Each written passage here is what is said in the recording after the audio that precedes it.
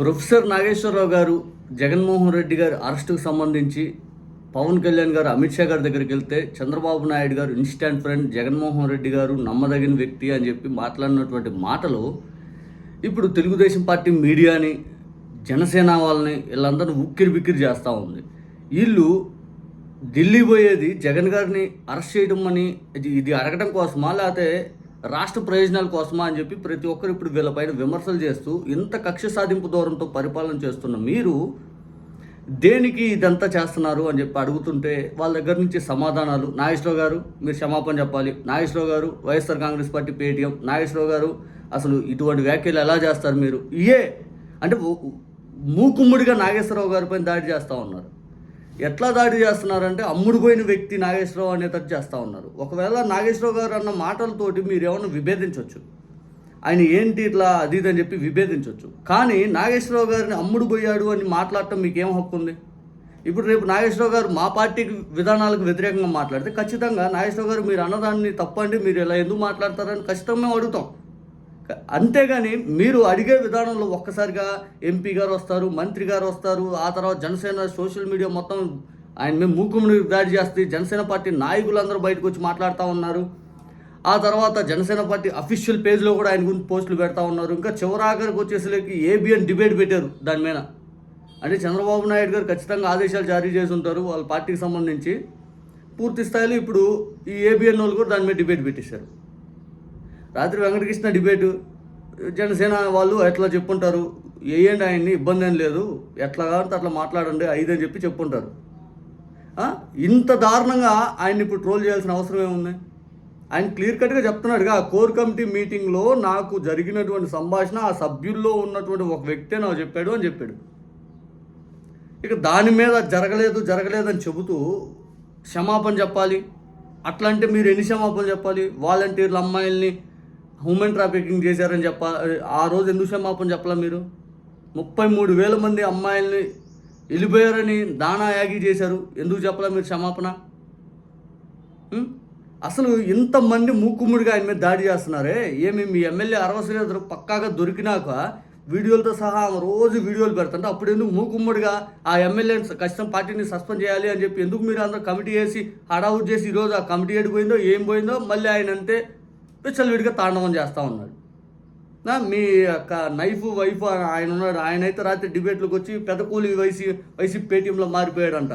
అసలు నీ స్థాయి ఏంటి, ఆయన స్థాయి ఏంటి? ఆయన రాజకీయ శాస్త్రంలో జర్నలిజం రంగాల్లో ఉన్నత విద్యను అభ్యసించిన ఆయన ఉస్మానియా యూనివర్సిటీలో ఆయన జర్నలిజం మాస్ కమ్యూనికేషన్ ప్రొఫెసర్గా ఉన్నాడు. ఆయన అసలు పూర్తిగా డిబేట్లు అనేవి ఒక రకంగా టీవీ చర్చా కార్యక్రమాల్లో ఆయన చేసిన డిబేట్లు ఎవరూ లేరు.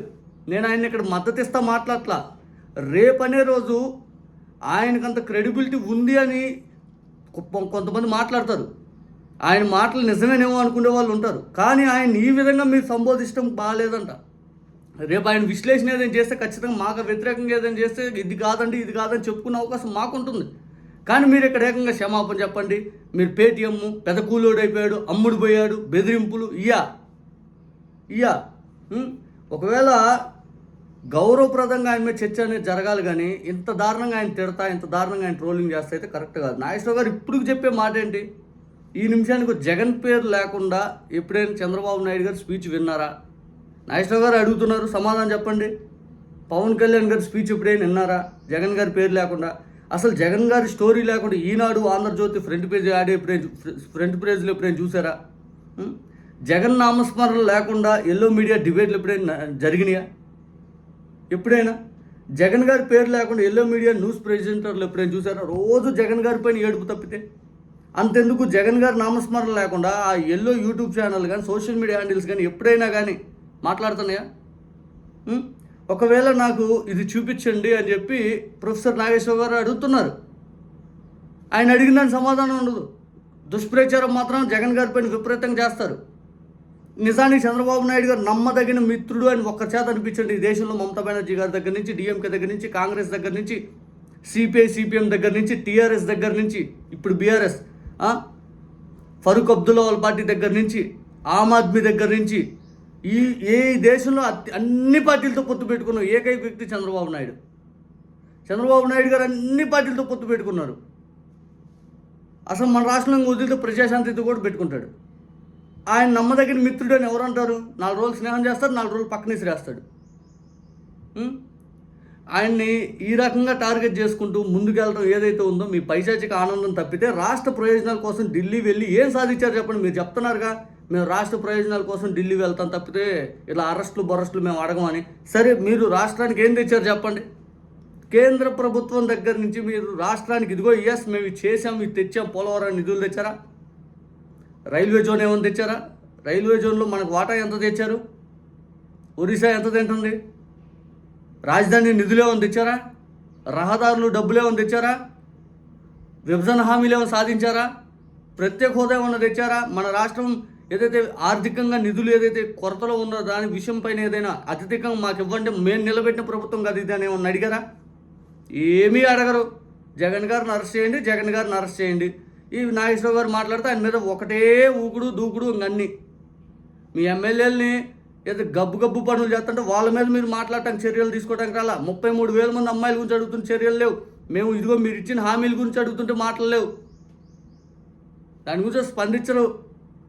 టీటీడీ చైర్మన్ గబ్బు పనులు చేస్తున్నారే దాని మీద చేయండి అంటే దాని మీద మీరు మాట్లాడరు. మీరు హంగామా మీ విధానం చూస్తుంటే ప్రజలందరికీ అర్థమవుతుంది. కాసేపు ఒక వేషం, పూటకొక మాట, రోజుకొక విధానం. అది మీ విధానం.